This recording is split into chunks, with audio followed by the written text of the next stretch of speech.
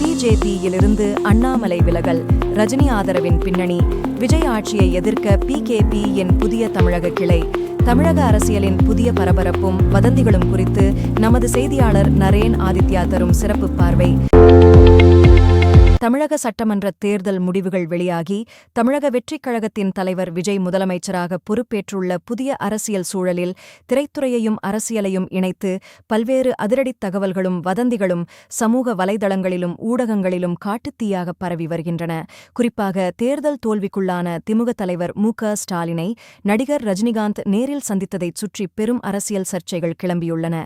விஜய் ஆட்சி அமைப்பதை தடுப்பதற்காக பரம்பரை எதிரிகளான திமுக மற்றும் அதிமுகவை ஒன்றிணைத்து கூட்டு ஆட்சி அமைக்க வைக்கும் நோக்கில் பாஜகவின் பின்னணியில் ரஜினிகாந்த் தூதுவராகச் செயல்பட்டார் என்ற கடுமையான குற்றச்சாட்டு அரசியல் வட்டாரத்தில் முன்வைக்கப்பட்டது.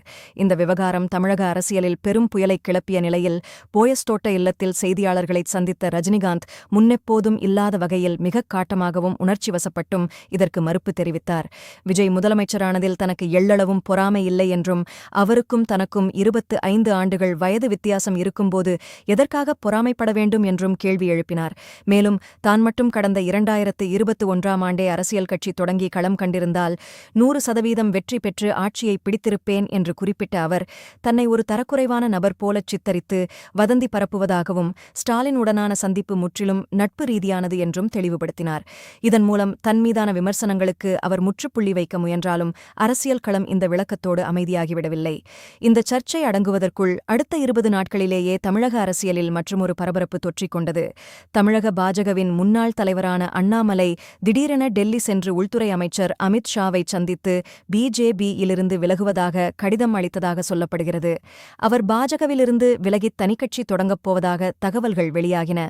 ரஜினிகாந்த் தனது அரசியல் வருகைக்காக முன்பு தேர்தல் ஆணையத்தில் மறைமுகமாக பதிவு செய்து வைத்திருந்த மக்கள் சேவை கட்சி சார்ந்த கட்டமைப்பை அண்ணாமலை முறைப்படி விலைக்கு வாங்கி அந்த பேரிலேயே புதிய கட்சியை தொடங்கவுள்ளார் என்ற செய்தி அரசியல் தளங்களில் விவாதப் பொருளாக மாறியுள்ளது.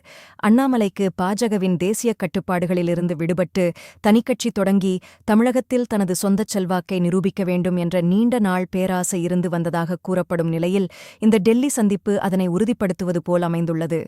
டெல்லி மேலிடத்தின் மிக இறுக்கமான வழிகாட்டுதல்களுக்கு கட்டுப்பட்டு அரசியல் செய்வதை விட தமிழக மண்ணிற்கு ஏற்றவாறு ஒரு பிராந்தியத் தலைவராக தன்னை முன்னிறுத்திக் கொள்ளவே அண்ணாமலை விரும்புவதாக அவரது ஆதரவாளர்கள் கருதுகின்றனர்.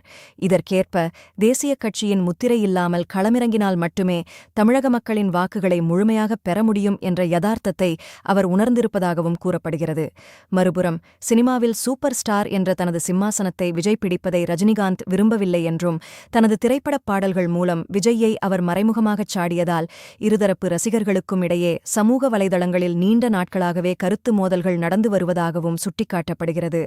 தற்போதைய சூழலில் விஜய் முதலமைச்சராக அமர்ந்துவிட்ட நிலையில் விஜய்யின் அரசியல் எழுச்சியால் அதிருப்தியில் இருக்கும் ரஜினிகாந்தும் தனிக்கட்சித் கனவில் இருக்கும் அண்ணாமலையும் திரைமறைவில் கைகோர்க்க வாய்ப்புள்ளதாக அரசியல் விமர்சகர்கள் கணிக்கின்றனர். தமிழகத்தில் தனித்தோ அல்லது பிராந்தியக் கட்சிகளுடன் கூட்டணி அமைத்தோ பெரிய அளவில் வாக்குகளை பெற முடியாது என்பது கடந்த கால தேர்தல்களில் பாஜகவுக்கு நிரூபிக்கப்பட்டுள்ளது.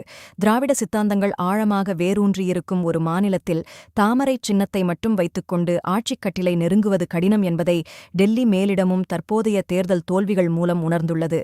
இதனால் ரஜினிகாந்த் நேரடியாக பாஜகவை ஆதரிக்கத் தயங்கினாலும் அண்ணாமலை தொடங்கும் புதிய கட்சிக்கு ரஜினிகாந்தும் அவரது ரசிகர் மன்றமும் முழு ஆதரவு அளிக்கும் பட்சத்தில் அது இளைஞர்களின் ஆதரவைப் பெற்று கணிசமான இடங்களை கைப்பற்ற உதவும் என்ற புதிய அரசியல் கணக்கு போடப்பட்டு வருகிறது.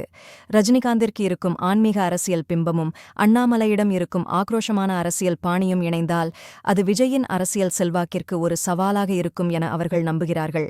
இருப்பினும் அண்ணாமலை ரஜினிகாந்தின் ஆதரவோடு தொடங்கவுள்ளதாக கூறப்படும் இந்த புதிய கட்சி உண்மையில் பாஜகவிலிருந்து முற்றிலும் வேறுபட்ட ஒன்றாக இருக்காது என்றும் தமிழகத்தில் பாஜக நேரடியாகச் செய்ய முடியாத அரசியல் நகர்வுகளை சாத்தியப்படுத்த அதன் ஒரு கிளை நிறுவனம் போலவோ அல்லது பி டீம் போலவோதான் செயல்படும் என்றும் அரசியல் நோக்கர்கள் வலுவாக நம்புகின்றனர்.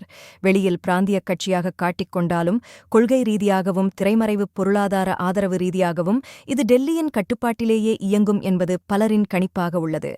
ரஜினிகாந்தின் காட்டமான பேட்டியும் அண்ணாமலையின் திடீர் டெல்லி பயணமும் தமிழகத்தின் புதிய அரசியல் அதிகாரப் போட்டியில் அடுத்தடுத்த அதிரடி மாற்றங்களுக்கு அடித்தளமிட்டுள்ளன. இந்த யூகங்கள் மற்றும் திரைமறைவுத் திட்டங்கள் எந்த அளவிற்கு உண்மையாக மாறும் என்பதும், இது முதலமைச்சர் விஜயின் புதிய அரசுக்கு எந்த மாதிரியான அரசியல் நெருக்கடிகளை உருவாக்கும் என்பது வரும் நாட்களில் தெரியவரும்.